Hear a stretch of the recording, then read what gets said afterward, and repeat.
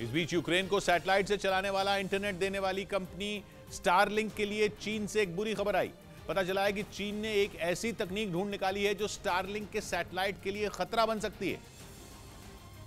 इसीलिए चीन के सोशल मीडिया में इसे एंटी स्टारलिंक रडार कहा जाने लगा। चीन में एयर शो चल रहा है जिसमें अंतरिक्ष से जुड़ी कुछ नई तकनीक भी प्रदर्शन के लिए रखी गई। इन्हीं में एक ये खास तरह का रडार भी है। रडार का काम किसी मिसाइल या किसी ड्रोन की फ्रीक्वेंसी को पकड़ना नहीं है, बल्कि ये रडार धरती के करीब चक्कर लगाने वाले उपग्रहों पर नजर रखेगा। सर्वेलेंस करने वाले इस रडार से लो ऑर्बिट सैटेलाइट नहीं बच सकेंगे। ये वो सैटेलाइट होते हैं जो अंतरिक्ष में काफी नीचे चक्कर लगाते हैं। धरती से इनकी ऊंचाई 500 किलोमीटर से 2000 किलोमीटर के बीच होती है। लगभग इतनी ही दूरी पर स्टारलिंक के सैटेलाइट भी मौजूद हैं। मतलब ये कि स्टारलिंक का कोई भी सैटेलाइट चीन के इस नए रडार सिस्टम से बच नहीं सकेगा। और हथियारों पर नजर रखने वाले दावा कर रहे हैं कि इसी रडार की मदद से सैटेलाइट को नष्ट भी किया जा सकेगा। हजारों लो ऑर्बिट सैटेलाइट अंतरिक्ष में भेजकर इलॉन मस्क की कंपनी हाई स्पीड इंटरनेट का कारोबार कर रही है।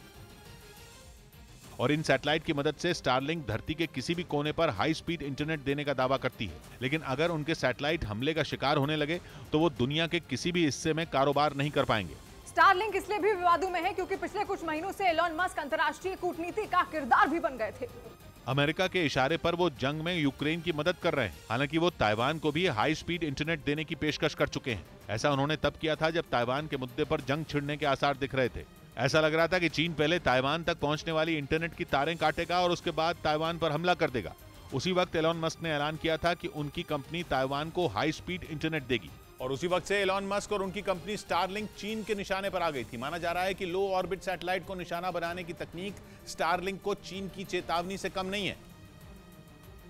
खासतौर पर ऐसे वक्त में जब यूक्रेन से भी एलॉन मस्क हाथ खींच रहे हैं। एक दिन पहले ही खबर आई थी कि फंडिंग न होने की वजह से मस्क का इंटरनेट यूक्रेन में कई जगहों पर बंद है। रूस भी लंबे वक्त से स्टारलिंक के सिग्नल जैम करने पर माथापच्ची कर रहा है। यहाँ तक कि स्टारलिंक को रूस की तरफ से सैटेलाइट नष्ट करने तक की धमकी दी जा चुकी है। लेकिन इस बार चीन को कोई धमकी देने की जरूरत नहीं पड़ी क्योंकि उसने जो तकनीक बनाई है उसका ट्रेलर भर ही एलॉन मस्क की नींद उड़ाने वाला है। माना जा रहा है कि चीन ने बिना कुछ कहे एलॉन मस्क को धमकी दी है। धमकी ये कि अगर ताइवान में स्टारलिंक ने हाथ डाला तो उसके सिग्नल पूरी दुनिया में बंद कर दिए जा सकते हैं।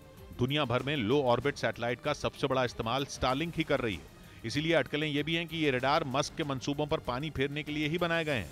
उधर खबर है कि अमेरिका ने यूक्रेन को अपने शक्तिशाली ड्रोन ग्रे ईगल्स की खेप देने से इनकार कर दिया। दावा है कि उसने रूस से सीधी लड़ाई से बचने के लिए ऐसा किया, क्योंकि उसका मानना है कि अगर ग्रे ईगल्स युद्ध में उतरे तो ये जंग सीधे सीधे अमेरिका और रूस के बीच हो सकती है। जानकारी के मुताबिक पहले अमेरिका इन ड्रोन को मुहैया कराने के लिए राजी था, लेकिन बाद में अमेरिकी संसद ने इस सौदे को रद्द करने का फैसला ले लिया। ऐसा इसलिए क्योंकि अमेरिका को इस बात की आशंका है कि यूक्रेन इनसे रूस के शहरों को भी निशाने पर ले सकता है। वहीं एक रिपोर्ट का मानना है कि अमेरिका को उसकी ये तकनीक चोरी हो जाने का भी डर है, क्योंकि अगर ये ड्रोन गलती से भी रूस के हाथ लग गए तो अमेरिका की मुश्किलें बढ़ सकती हैं। हालांकि इसके बदले अमेरिका यूक्रेन को कम ऊंचाई पर उड़ने वाले दूसरे ड्रोन मुहैया करवाएगा जो जंग में रूस से लड़ने में उसकी मदद करेंगे।